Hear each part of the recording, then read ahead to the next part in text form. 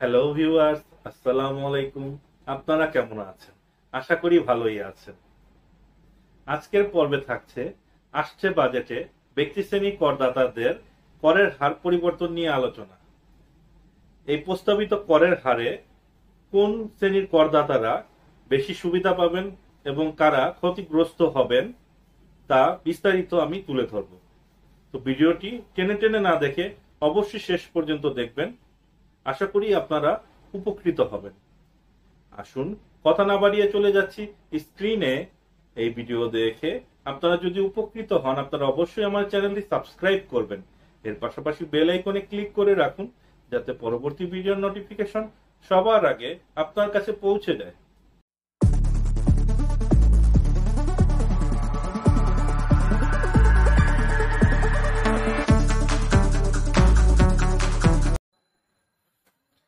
আসছে বাজেটে ব্যক্তি শ্রেণীর আয়কর রিটার্নে করের হার পরিবর্তন হতে পারে।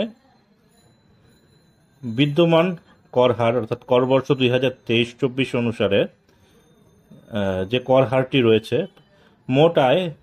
মোট করযোগ্য আয় 3,50,000 টাকা হলে 0, পরবর্তী 1 লক্ষ টাকার ওপর 5%, পরবর্তী 3 লক্ষ টাকার ওপর 10%, তার পরবর্তী 4 লক্ষ টাকার ওপর 15%, এর পরবর্তী 5 লক্ষ টাকার উপর 20%, অবশিষ্ট টাকার উপর 25%। কিন্তু প্রস্তাবিত বাজেটে এখানে পরিবর্তন কিছুটা আছে। প্রথম 3 লক্ষ টাকার উপর 0, পরবর্তী 1 লক্ষ টাকার উপর 5%, তার পরবর্তী 4 লক্ষ টাকার উপর 10%, এর পরবর্তী 5 লক্ষ টাকার উপর 15%, তার পরবর্তী 5 লক্ষ টাকার উপর 20%, এবং তার পরবর্তী 20 লক্ষ টাকার উপর 25%, এবং সর্বোচ্চ অবশিষ্ট মোট আয়ের উপর 30%।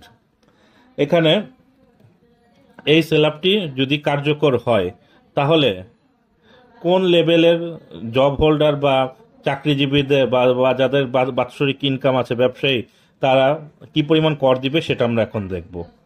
অ্যাসেসমেন্ট ইয়ার অনুসারে 23-24 অনুসারে এখানে বাম পাশের টেবিলটি এবং ডান পাশে প্রস্তাবিত কর হারটি অনুসারে এখানে নিট করদায় বের করা হয়েছে। তো এখানে লক্ষ্য করুন, এখানে দুটো করযোগ্য আয় অর্থাৎ গ্রস ট্যাক্স লাইবিলিটি দেয়া আছে, এবং আমি এখানে ইয়েলো কালার করে নিচ্ছি যে রেঞ্জগুলোতে পরিবর্তন হবে বা হতে পারে। এখানে অন ব্যালেন্সে আছে 25% সর্বোচ্চ, এখানে 20 লক্ষ টাকার উপর আছে 25%, এবং আপনি যত টাকা বিনিয়োগই করুন না কেন, আপনার মোট করযোগ্য আয়ের 3%-এর বেশি আপনি রিয়াত নিতে পারবেন না। সেক্ষেত্রে আমরা সেই হিসাবেই নিট করদায় নির্ণয় করেছি এবং রিয়াতও নির্ণয় করেছি। এখানে মেল ফিমেল আমরা চাইলে দেখতে পারি, কিন্তু আমরা সেটাই স্কিপ করে যাব। এখন আমরা মেল হিসাব করেই আমরা করদায়ের কম্পারিজনটা দেখব। যার 40,000 টাকা, সেটা তো আপনারা দেখলেন 5,000 টাকা। কোনো ব্যক্তির যদি মান্থলি ইনকাম 50,000 টাকা হয়, তার সর্বনিম্ন কর নিট করদায় 5,000 টাকা। এভাবে যদি কারো ইনকাম মাসে 80,000 টাকা হয়, তাহলে তার নিট করদায় কিছুটা পরিবর্তন আসবে। বিদ্যমান হার যদি কার্যকর থাকে, তাহলে তার করদায় হবে 37,700, কিন্তু নতুন কর হার যদি বাস্তবায়ন হয়, আমি যেটা দেখিয়েছি, সেক্ষেত্রে 32,700। তো এইভাবে আমি একটা ট্যাক্স কম্পারিজন অর্থাৎ করদায় কম্পারিজন তৈরি করেছি, সেটা আপনারা লক্ষ্য করুন। যাদের ইনকাম 40 থেকে 60,000 টাকা রেঞ্জের মধ্যে আছে, তাদের ক্ষেত্রে প্রস্তাবিত হারটি কার্যকর হলেও কোনো পরিবর্তন হবে না, নো চেঞ্জেস। কিন্তু যাদের আয় 70,000 টাকা থেকে 6 লক্ষ টাকা পর্যন্ত, এই রেঞ্জে যারা জব করেন, তারা এখানে ট্যাক্স বেনিফিটেড হবেন। যদি বিদ্যমান হারটি অনুমোদন দেওয়া হয় জাতীয় সংসদে, তাহলে আপনারা এখানে যে হারটা বলা আছে, এই পরিমাণ টাকা আপনাদের ট্যাক্স সেভ হবে। যাদের 70,000 টাকা মান্থলি ইনকাম, তারা বছরে 4,500 টাকা নিট করদায় কমবে। যার 80,000 টাকা আছে, তার নিট করদায় 80 এবং 90,000 টাকার জন্য সর্বোচ্চ 5,000 টাকা নিট করদায় কম দিতে হবে।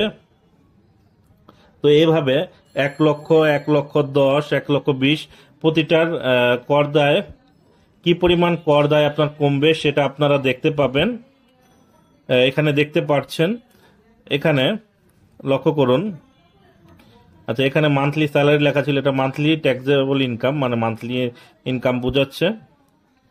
এখন লক্ষ্য করুন, কারো যদি মান্থলি ইনকাম 1,20,000 টাকা হয়, তাহলে তার নিট করদায় মানে হ্রাস পাবে 15,000 টাকা পর্যন্ত।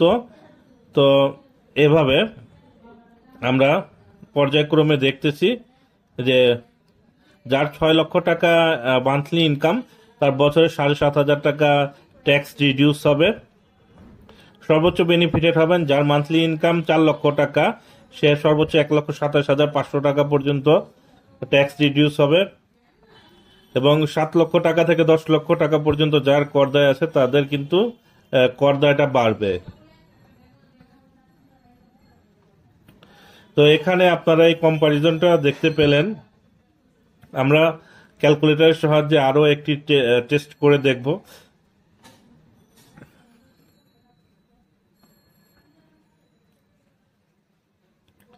এখানে রেড কালার যার যেটা দেয়া আছে সেটা হচ্ছে যার নিট করদায় বৃদ্ধি পাবে।